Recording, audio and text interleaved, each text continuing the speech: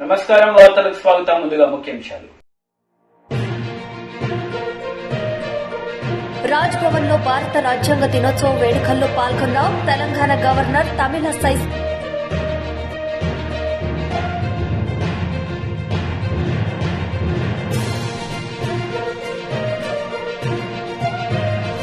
రాజ్యాంగ దినోత్సవం వేడుకల్లో ఏపీ సీఎం వైఎస్ జగన్ ప్రతి ఒక్కరూ రాజ్యాంగానికి కట్టుబడి ఉండాలని వెల్లడి.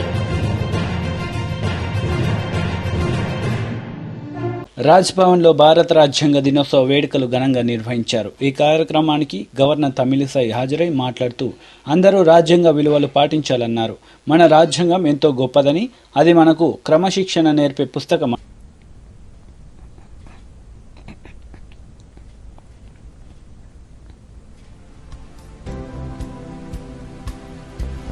First of all, I convey my best wishes for a happy Constitutional Day. So let us all share our wishes. It's the pride of our country. So happy Constitutional Day to each and everyone who have come here. And I am really very happy that the legal heads, the experts have assembled here. So I welcome you all to Raj Bhavan. It is also time that we remember the Constitution to other equally eminent members of the Constituent Assembly for their vision and contribution. తెలంగాణలో సమీకృత rocket design తయారీ పరీక్ష కేంద్రం ఏర్పాటు చేస్తామని మంత్రి కేటీఆర్ తెలిపారు. Private రంగంలో రాకెట్ను విజయవంతంగా అంతరిక్షంలోకి ప్రయోగించిన Hyderabad company Skyroot aerospace అభినందన సభలో కేటీఆర్ ఈ మేరకు ప్రకటించారు. తెలంగాణ ప్రభుత్వం రూపొందించిన స్పేస్ టెక్ పాలసీతో ఇక్కడే రాకెట్లు తయారు చేయవచ్చని, ఇక్కడి నుంచే ప్రయోగించవచ్చని. Bharat is of course representative of India. I would imagine Bharat, right? Pawan is Pawan, wind, air. So in spite of all the headwinds, when these two guys came together, it had to happen, and it happened from Hyderabad, and that's what makes me the most happy. So congratulations Pawan, congratulations Bharat, congratulations Padma Shri Gyan Gandhi ji. Thank you, sir. We had met earlier. Thank you very much. And also I think Anand Technologies Subarao Garu for being a valuable partner to this young team. Congratulations to the 210 family of Skyroot, which should really, I mean, this is once in a lifetime kind of a moment. This is something that you can't recreate. This is a truly historic moment, not just for you, but for the entire Indian space tech industry. And it could not have happened from a better place than Hyderabad. And I remember very, very distinctly and very vividly when Jayesh, myself, MSR, Sujay, all of us were part of the historic launch of space tech policy by government of Telangana. We had done it in metaverse because this was during the COVID times. So we had done it in metaverse, and it was the first of its kind for a government to launch its policy in metaverse also. So I'm truly happy, truly proud that a space tech company from Hyderabad, from India, has broken all barriers. And what's even more astounding, like they say, when you don't understand something, people say it's not rocket science, like MSR said. But to actually ace rocket science and to actually make it happen in the very first go, I think one of the very few companies in the world is what Pawan and Bharat were telling me, to have done this across the world. Ante first attempt lone మనం స్పేస్లోకి rocket పంపించే సత్తా మనకుందని చెప్పగలిగే శక్తి సంతరించుకోవడం అంటే అది మామూలు విషయం కాదు. కాబట్టి kudos to all of you and your abilities and your amazing teamwork. It cannot happen, with 2 or 3 people coming together. I'm sure all of you together had to pull out all-nighters, had to pull out extra hours, had to pull out lot of hardships, had to endure a lot of hardships during the last couple of years. I know these guys were doing a lot of rounds to investors, lot of rounds to private equity players. They really toiled hard, both of them, to pitch and to get the right kind of investment. And your biggest shareholder is on his way. He said he'll join us shortly. Anil he's coming up. Anil of Greenco. My compliments to him as well. Because inventors, innovators need capital, need the support, especially when you're trying to break through in new sectors. Because already established sectors, somebody trying to ape an Amazon and come out with an arm, a similar e-commerce arm, is a relatively easy story to sell. But you're talking rockets, you're talking an Indian company from two Indian youngsters wanting to make rockets and send them to space. It's a difficult sell. So Pawan, we have to learn a lot of marketing techniques from you also. Because, I'm sure you've had to really, ఎందుకంటే ముందు rocket అని చెప్పంగానే సగం మంది అక్కడే put off అయిపోతారు. Indian company పిల్లలు చూస్తేనేమో ఇంకా చిన్న పిల్లలాగా ఉన్నారు, వీళ్ళు రాకెట్స్ ఏంటి అనుకునే టైపే ఉంటారు. I don't know how many of you speak Telugu, by the way. Okay, some of you do. Actually, most of you do. So, the point I'm trying to make is, it's very, very difficult. It's like literally selling sand in a desert. And not easy. You're breaking barriers, you're breaking ceilings, you're breaking new frontiers. This is not easy job. And also what's even more important is, see, I've seen these guys before, I'm seeing them again. I've seen them 2 years ago. I've seen them recently, even before the launch, and now I'm seeing them again today. Even today when I was talking to them, I could feel. So your biggest shareholder, your biggest investor is here. Why don't you come up? Hey, come up, it's okay.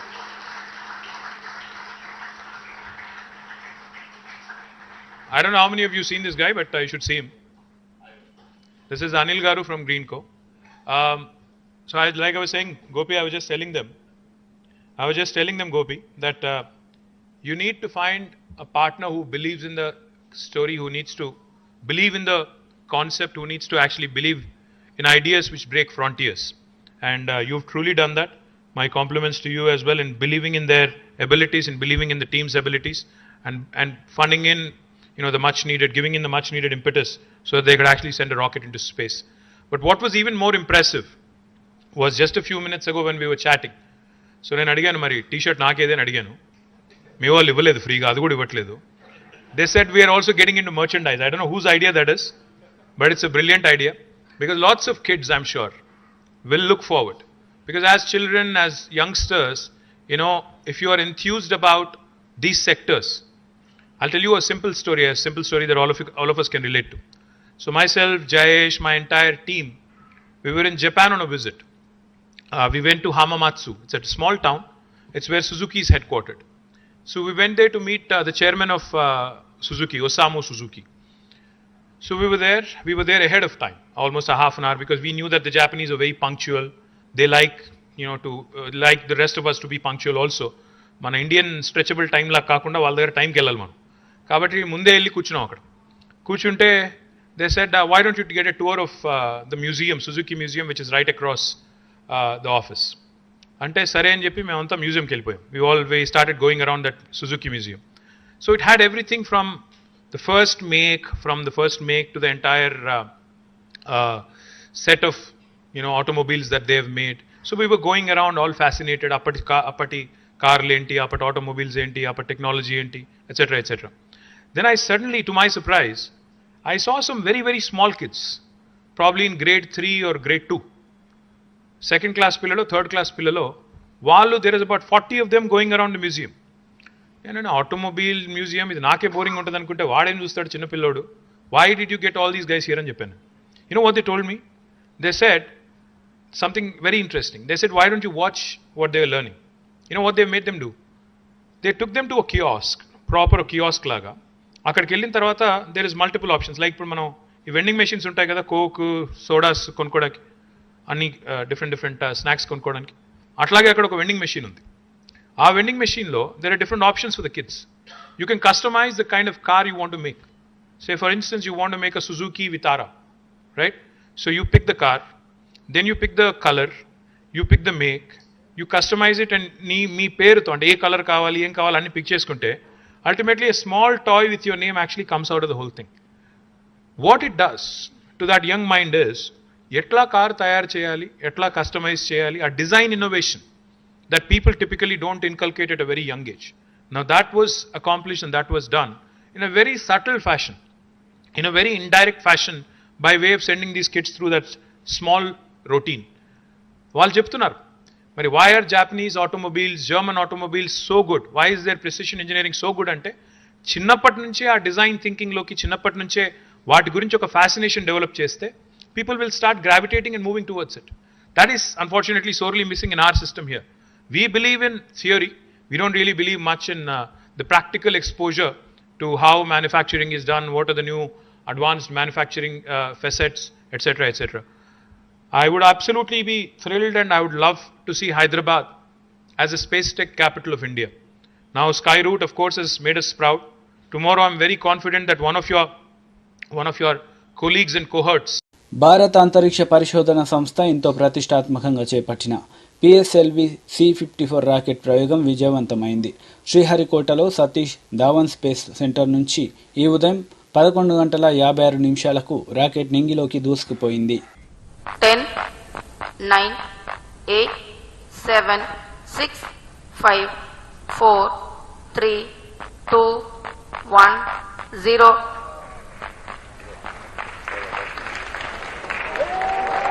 Liftoff normal. There's the textbook liftoff of PSLV C-54 EOS-06 mission.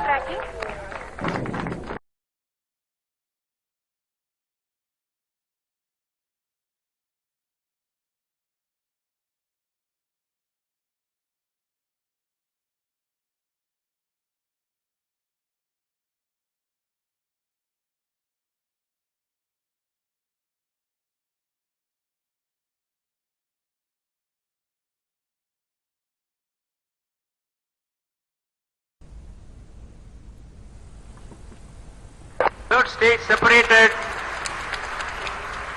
तृतीय चरण सफलतापूर्वक पृथक कर दिया गया है. EOS-06, which is a third generation satellite in the OceanSat series. This is to provide continuity services. सापेक्ष गति से अंतक्षेपित किया जाए. EOS-06 satellite separated. EOS-06 को सफलतापूर्वक अंतक्षेपित कर दिया गया है.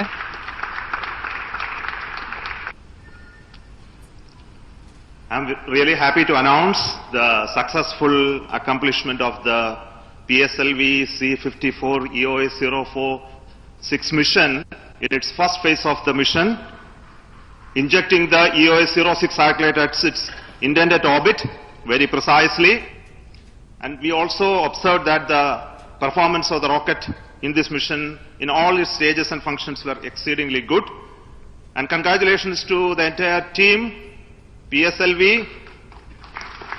for making yet another successful mission in the series of its. నేడు రాజ్యాంగ దినోత్సవ సందర్భంగా వైఎస్ఆర్సీపీ నాయకులు వేడుకలు జరిపారు. ఈ సందర్భంగా రాజ్యాంగ దినోత్సవ వేడుకల్లో ఏపీ సీఎం వైఎస్ జగన్ ప్రసంగించారు. గౌరవనీయులు పెద్దలు గవర్నర్ గారు శ్రీ విశ్వభూషణ్ హరిచందన్ గారికి నా హృదయపూర్వక నమస్కారాలు. సామాజిక న్యాయానికి, సామాజిక సాధికారతకు ప్రతీక అయిన నా మంత్రివర్గ సహచరులకు, అధికారులకు, ఇక్కడికి గొప్ప సందర్భంగా వచ్చిన ప్రతి ఒక్కరికి కూడా, అలాగే రాష్ట్రంలో ఉన్న ప్రతి అక్కకు, ప్రతి చెల్లెమ్మకు, ప్రతి అవ్వకు, ప్రతి తాతకు, ప్రతి సోదరుడికి, ప్రతి స్నేహితుడికి, ప్రతి చిన్నారికి కూడా ఈ రాజ్యాంగ ఆవిర్భావ దినోత్సవం సందర్భంగా నా హృదయపూర్వక అభినందనలు. మన దేశ ప్రజలు తమ కోసం ఈ రాజ్యాంగాన్ని రాసుకుని 1949లో తమకు తాము సమర్పించుకున్న రోజు ఈ నవంబర్ 26. ఈరోజు రాజ్యాంగ దినోత్సవం. మన రాజ్యాంగం దాదాపు 80 దేశాల రాజ్యాంగాలను అధ్యయనం చేసిన తర్వాత తయారైన ప్రజల స్వేచ్ఛ, స్వాతంత్రం, సమానత్వాల మ్యాగ్నా కార్టా. ఇది ప్రపంచ మానవ చరిత్రలోనే, ప్రజాస్వామ్య చరిత్రలోనే, సమానత్వ చరిత్రలోనే, సామ్యవాద చరిత్రలోనే, సంఘ సంస్కరణల చరిత్రలోనే అత్యంత గొప్పదైన ఒక చారిత్రక గ్రంథం. ఈ రాజ్యాంగం ఎంత గొప్పది అనంటే 28 రాష్ట్రాలు, 8 కేంద్రపాలిత ప్రాంతాలు, 3000 కులాలు, ఉపకులాలతో కలిపితే 25,000 కులాలు, 7 ప్రధాన మతాలు, 121 భాషలు, యాసలతో కలిపితే 19,500 భాషలు మాట్లాడే మన దేశానికి ఇన్ని కాంప్లెక్సిటీస్, వేరువేరు చరిత్రలు, భిన్నమైన భౌగోళిక స్వభావాలు ఉన్న దేశానికి మన ప్రభుత్వాలకు ఈ దేశంలోని 140 కోట్లకు పైగా ప్రజలకు మనందరికీ కూడా క్రమశిక్షణ నేర్పే ఒక రూల్ బుక్, మనకు దిశ నిర్దేశం చేసే ఒక గైడ్, ఒక ఫిలాసఫర్, ఒక టీచర్, మన దేశ సార్వభౌమ అధికారానికి ప్రతీక మన రాజ్యాంగం. ఇంత గొప్పదైన మన రాజ్యాంగాన్ని మనకు ఎవరు అందించారు అని అంటే, పుస్తకం ముట్టుకునేదానికే అంతకుముందు వీలు లేని సమాజంలో జన్మించి ఎవరు చదవనన్ని చదువులు చదివి ఎవరికీ లేనన్ని డిగ్రీలు, విదేశీ డిగ్రీలు సైతం సంపాదించుకొని ఈ దేశం మారటానికి, నిలబడటానికి, ప్రపంచంతో పోటీ పడటానికి, ఎదగటానికి, ప్రగతి పథంలో పరుగెత్తటానికి కావలసిన ఆలోచనలు ఈ రూల్ బుక్, ఈ రాజ్యాంగ పుస్తకాన్ని, ఈ పవిత్ర గ్రంథాన్ని రచించిన వ్యక్తి ఆ మహానుభావుడు మన అంబేద్కర్ గారు. ఈ రాజ్యాంగం 72 ఏళ్లగా మన సామాజిక వర్గాల చరిత్రల్ని తిరగరాసింది, రాస్తూనే ఉంది కూడా. ఈ పుస్తకం మన ఆర్థిక, సామాజిక, రాజకీయ, విద్య, మహిళా చరిత్రల గతిని మార్చింది, మారుస్తూ కూడా ఉంటుంది. ఈ పుస్తకం మన భావాల్ని, భావజాలాల్ని మార్చింది, మారుస్తూనే కూడా ఉంటుంది. ఈ మన రాజ్యాంగమే ఈ 72 సంవత్సరాలుగా మన సంఘ సంస్కర్త. ఈ పుస్తకమే మన మధ్య ఎన్ని భిన్నత్వాలు ఉన్నా ఈ వజ్రోత్సవ దేశ స్వాతంత్రాన్ని నిలబెట్టింది, ఇక మీదట నిలబెడుతూనే కూడా ఉంటుంది. నిస్సహాయులకు, నిరుపేదలకు, అణగారిన వర్గాల వారికి అధికార దుర్వినియోగం జరిగినప్పుడు ప్రభుత్వాల ఇనుప పాదాల కింద నలిగిపోయే వారి రక్షణకు దైవమిచ్చిన ప్రజా ఆయుధం కూడా ఈ రాజ్యాంగమే. ఈరోజు రాజ్యాంగంలోని మహోన్నత ఆశయాలకు ప్రతిరూపమైన ఆ మహనీయుడికి, ఆకాశమంతటి ఆ మహామనిషికి, బాబాసాహెబ్ అంబేద్కర్ గారికి అంజలి ఘటిస్తూ ఇదే విజయవాడ నడుమ 2023 ఏప్రిల్లోనే అంబేద్కర్ గారి మహావిగ్రహాన్ని కూడా ఆవిష్కరించబోతా ఉన్నాం. అంబేద్కర్ గారి భావజాలాన్ని, మన రాజ్యాంగ స్ఫూర్తిని మనస వాచ కర్మన గౌరవించే ప్రభుత్వంగా ఈ 3.5 సంవత్సర పాలనలో ఎలాంటి ముందడుగులు వేశామో క్లుప్తంగా కొన్ని మాటల్లోనే చెప్తాను. రాజ్యాంగంలో చెప్పిన గ్రామ స్వరాజ్యానికి రూపకల్పన చేసి దేశంలోనే తొలిసారిగా గ్రామ సచివాలయాలు, గ్రామ వాలంటీర్ల వ్యవస్థను అమలు చేస్తా ఉన్న తొలి ప్రభుత్వం కూడా దేశంలో బహుశా మనదే. ప్రభుత్వ బడులలో పేదలకు ఇంగ్లీష్ మీడియంలో చదువుకునే అవకాశమే లేకుండా చేయటం ద్వారా రూపం మార్చుకుని ఎస్సీలకు, ఎస్టీలకు బీసీలకు మైనారిటీల పట్ల పాటిస్తూ ఉన్న నయా అంటరానితనం మీద సిబిఎస్ఈ ఇంగ్లీష్ మీడియంతో మొదలు రాష్ట్ర తెలుగు మహిళా అధ్యక్షురాలు వంగలపూడి అనిత మీడియా సమావేశం నిర్వహించారు. ఈ సందర్భంగా పలు అంశాలపై ఆమె మాట్లాడారు. ఆచారం లేదు, ఒక కంపెనీ ఏదో ఎస్టాబ్లిష్ చేశారు, ఆ కంపెనీ 25 సంవత్సరాలు వచ్చిన సిల్వర్ జూబ్లీ చేసుకోవడం, దానికి 50 సంవత్సరాలు వస్తే కనుక గోల్డెన్ జూబ్లీ చేసుకోవడం ఒక ఆనవాయితీ.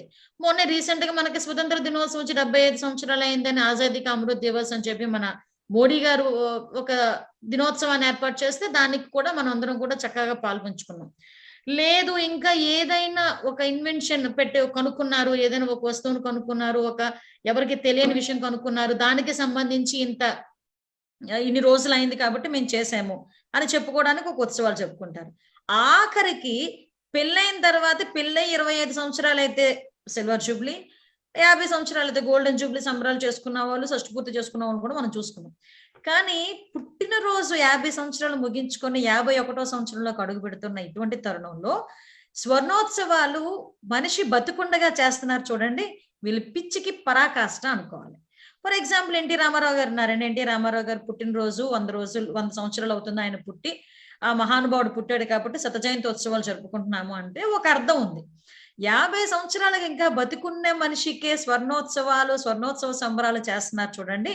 నిజంగా వీళ్ళ భజన కార్యక్రమానికి, వీళ్ళకి సర్కస్ విన్యాసాలకి అడ్డు అదుపు లేకుండా పోయిందని చెప్పడానికి దీన్నే ఉదాహరణగా చెప్పుకోవచ్చు.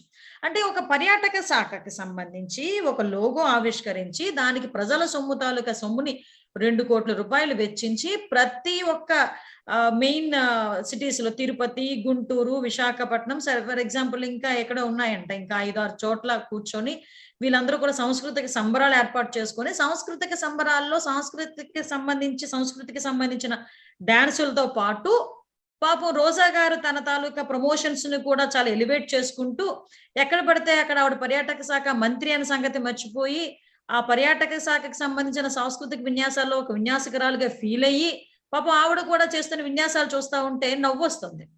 నేను ఇప్పుడు ఏమంటానండి, ఇప్పుడు నాకు అర్థం అవుతున్నది ఏంటంటే, ఎలాగూ నియోజకవర్గంలో చీటి చిరిగిపోయింది, ఆ విషయం అందరికీ చెప్పేశారు.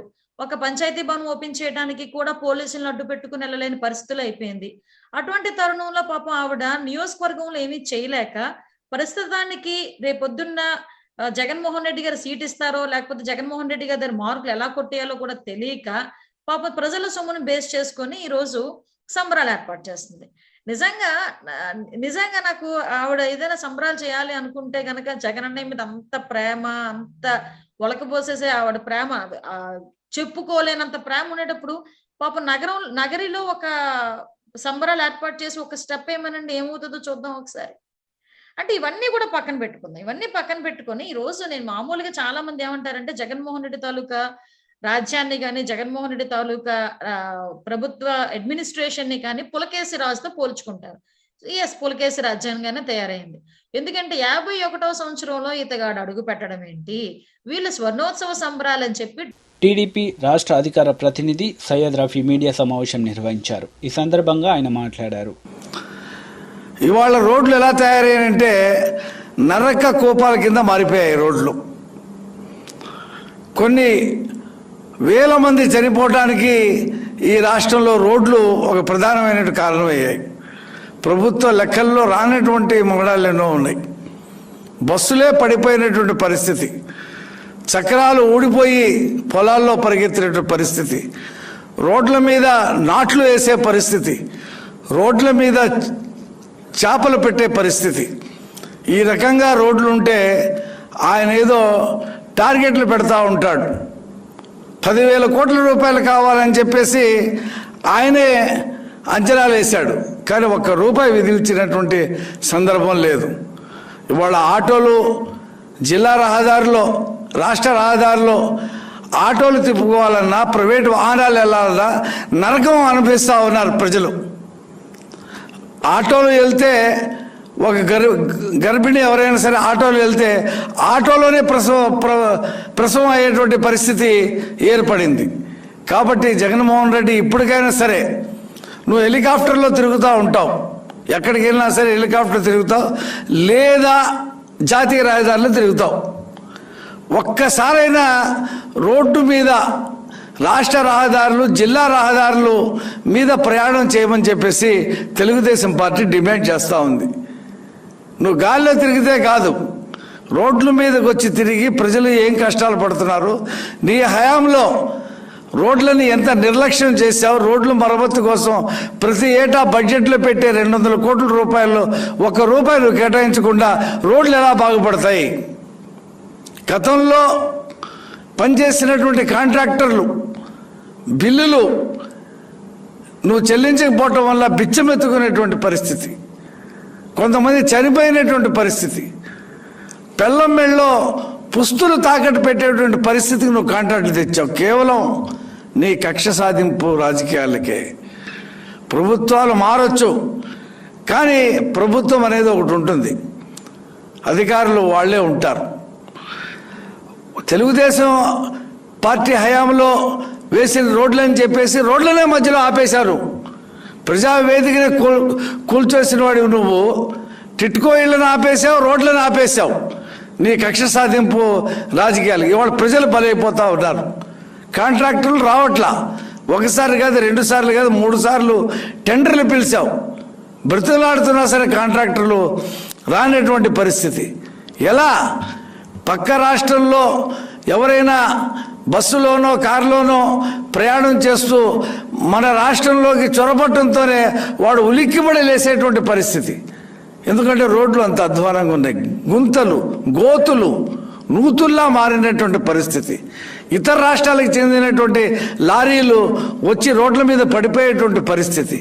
కాబట్టి నువ్వు సమీక్షలు చేస్తూ ఉన్నావు. దేనికి ఆ సమీక్షలు? నువ్వు డబ్బులు కేటాయించినప్పుడు దేనికి ఆ సమీక్షలు? పోయిన మార్చిలో అన్నావు, నేను రోడ్డు మీదే ఉంటాను, ఇక నుంచి మన పార్టీ వాళ్ళందరూ రోడ్డు మీదే ఉండాలన్నావు. ఏ రోడ్లు ఉంటే కానీ ఉండటానికి? నీకు తెలుసు నువ్వు రావట్లా. ఎక్కడికైనా వస్తే పెద్ద హెలికాప్టర్లో బయలుదేరుతావు, 1 కిలోమీటర్ కారులో ప్రయాణం చేస్తావు, 2-3 కిలోమీటర్లు ఆ రోడ్లకి బ్యారికేడ్లు వేస్తావు. రోడ్లకి బ్యారికేడ్లు వేసేటువంటి మీద ఉన్నటువంటి ఇంట్రెస్ట్ రోడ్ల నిర్మాణం మీద లేదు నీకు. కాబట్టి నువ్వు అన్ని రంగాల్లో విఫలమైపోయినట్టు రోడ్ల పరిస్థితిలో కూడా నువ్వు విఫలం అయిపోయావు. నీ ప్రభుత్వం ఎంత తొందరగా వెళ్ళిపోతే అంత తొందరగా రోడ్లు బాగుపడతాయనేటువంటి పద్ధతిలో ప్రజలు ఎదురు చూస్తూ ఉన్నారు. ఆటోలు రిపేర్లకు వచ్చి, కార్లు రిపేర్లకు వచ్చి, ట్యాక్సీలు, క్యాబ్లు రిపేర్లకు వచ్చి మేము అసలు రాము, ఈ కిరాయిలు తిప్పుకోలేకపోయినటువంటి పరిస్థితి. వార్తలు ముగించే ముందు ముఖ్యాంశాలు మరోసారి. రాజ్ భవన్ లో భారత రాజ్యాంగ దినోత్సవం వేడుకల్లో పాల్గొన్న తెలంగాణ గవర్నర్ తమిళసై